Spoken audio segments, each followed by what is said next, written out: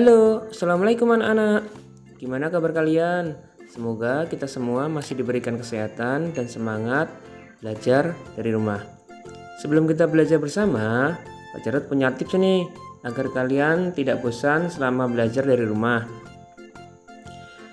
Yang pertama, lakukan aktivitas pagi sebelum belajar. Contohnya, membantu orang tua, sarapan, olahraga, dan mandi. Setelah itu, cari tempat yang paling kalian senangi untuk belajar di rumah. Yang ketiga, sediakan cemilan atau makanan ringan. Jangan lupa minumnya. Yang keempat, jauhkan benda-benda yang membuat tidak fokus dalam belajar. Nah, semoga tips tadi bisa membantu kalian dalam belajar dari rumah. Kemarin kita telah belajar tentang alat dan sistem gerak pada hewan dan manusia kan? Masih pada ingat gak alat gerak hewan dan manusia itu apa aja? Kalau sudah lupa, kalian bisa kok baca-baca buku atau lihat video yang kemarin. Di tema 2 ini, kita akan belajar tentang organ pernapasan hewan dan manusia. Kalian pasti sudah paham, salah satu ciri dari makhluk hidup adalah bernapas. Bayangkan jika kita tidak bisa bernapas, pasti ajal akan menjemput kita. Makanya kita wajib bersyukur kepada Tuhan karena kita masih bisa bernapas. Sebenarnya apa toh bernapas itu? Ada yang tahu nggak? Bernapas adalah proses menghirup oksigen dan mengeluarkan karbon dioksida. Nah, kali ini kita akan belajar tentang alat pernapasan hewan. Agar kalian lebih paham, kalian lihat video berikut ini.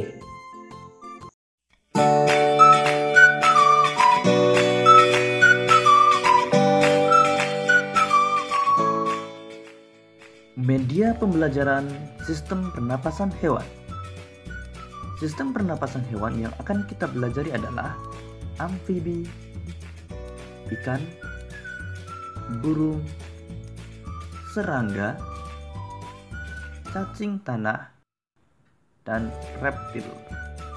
Sistem pernapasan amfibi. Hewan amfibi adalah hewan yang dapat hidup di darat dan di air. Salah satu contoh hewan amfibi adalah katak. Alat pernapasan katak berupa insang, paru-paru, dan kulit. Katak merupakan hewan yang mengalami metamorfosis sempurna. Ketika masih berudu, bernapas menggunakan insang. Setelah menjadi katak muda, insang mulai menyusut dan paru-paru mulai berfungsi. Sehingga katak mulai bernafas menggunakan paru-paru dan permukaan kulit. Kulit katak yang selalu basah memudahkan untuk menyerap oksigen dari udara. Sistem pernapasan ikan. Ikan bernapas menggunakan insang. Proses pernapasan ikan terjadi dengan cara membuka dan menutupnya mulut bergantian dengan membuka dan menutupnya insang. Proses pernapasan ikan terdiri dari 2 tahapan, yaitu tahap inspirasi dan tahap ekspirasi. Pada tahap inspirasi, mulut ikan membuka dan tutup insang menutup, sehingga air masuk ke dalam rongga mulut. Pada tahap ekspirasi, mulut menutup dan tutup insang terbuka, sehingga air mengalir keluar dan terjadi pertukaran gas. Sistem pernapasan burung. Burung bernapas menggunakan paru-paru dan kantong udara atau pundi-pundi udara. Pada saat tidak terbang, burung hanya bernapas menggunakan paru-paru. Saat tidak terbang, burung juga menghirup udara sebanyak-banyaknya untuk disimpan di kantong udara. Saat terbang, burung tidak menghirup udara, melainkan menggunakan udara yang ada di kantong udara. Jadi, saat terbang, kantong udara akan mengalirkan udara ke paru-paru. Berikut ini gambar organ pernapasan pada burung.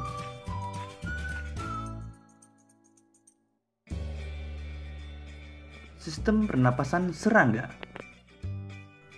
Serangga bernapas menggunakan trakea.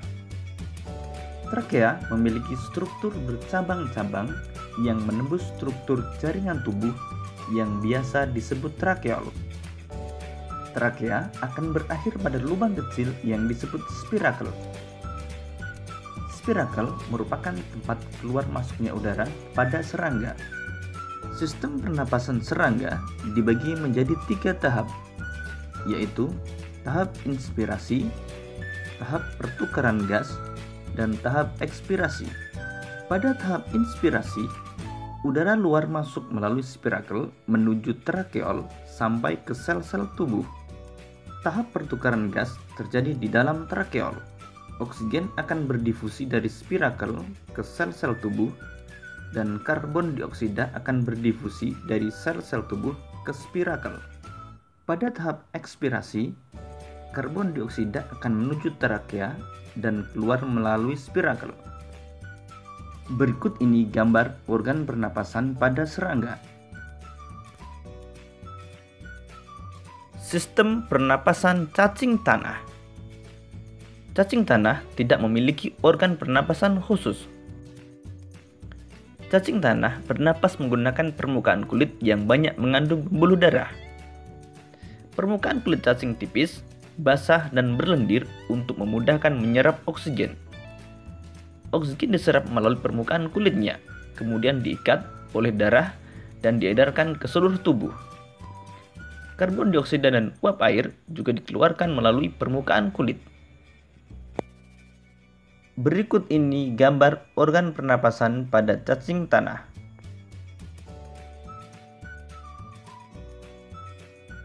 Sistem pernapasan reptil. Hewan reptil seperti ular, kadal, cicak, dan buaya bernapas menggunakan paru-paru. Pada reptilia, umumnya udara luar masuk melalui lubang hidung, lalu menuju trakea, menuju bronkus, dan akhirnya ke paru-paru. Paru-paru reptilia berukuran relatif besar dan berjumlah sepasang. Berikut ini gambar organ pernapasan pada reptilia.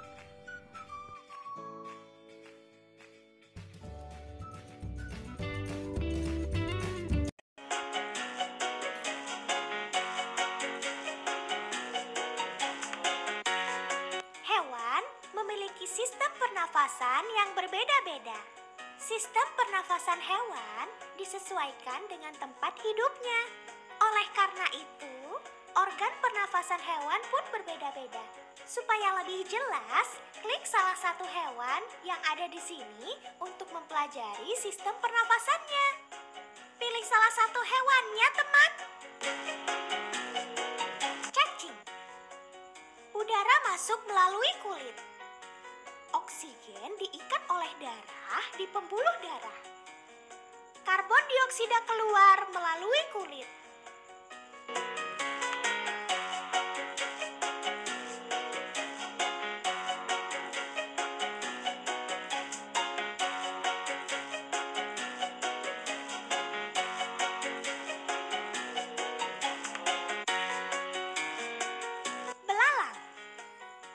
Udara masuk melalui spirakel, udara mengalir ke trakea, kemudian udara mengalir ke trakeola. Terjadi pertukaran oksigen dan karbon dioksida di trakeola. Karbon dioksida mengalir ke trakea. Karbon dioksida keluar melalui spirakel.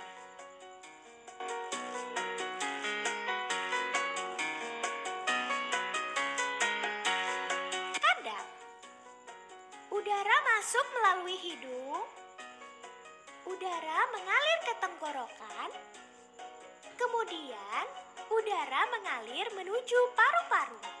Terjadi pertukaran oksigen dan karbon dioksida di pembuluh darah pada alveolus. Karbon dioksida mengalir ke tenggorokan. Karbon dioksida keluar melalui hidung.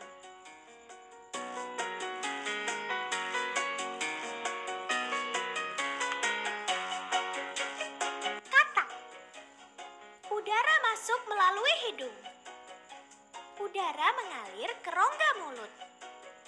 Kemudian, udara mengalir menuju paru-paru. Terjadi pertukaran oksigen dan karbon dioksida di pembuluh darah pada alveolus. Karbon dioksida mengalir ke rongga mulut. Karbon dioksida keluar melalui hidung.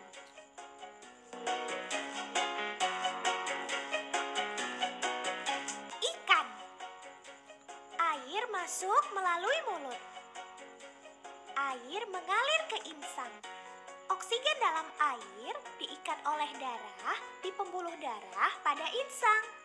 Karbon dioksida dikeluarkan bersama air melalui insang.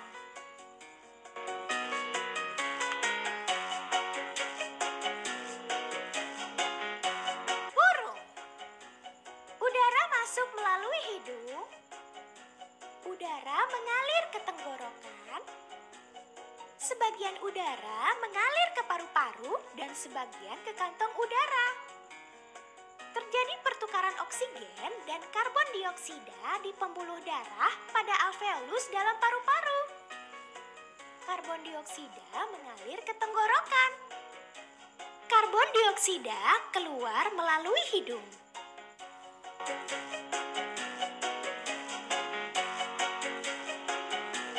Kucing. Udara masuk melalui hidung. Udara mengalir ke tenggorokan. Kemudian, udara mengalir menuju paru-paru. Terjadi pertukaran oksigen dan karbon dioksida di pembuluh darah pada alveolus. Karbon dioksida mengalir ke tenggorokan.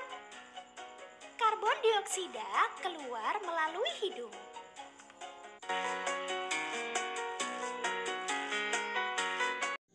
Gimana videonya? Keren kan? Kalian pasti jadi lebih paham. Agar kalian lebih paham lagi, yuk kita coba simpulkan. Sistem pernapasan hewan itu tergantung tempat hidupnya.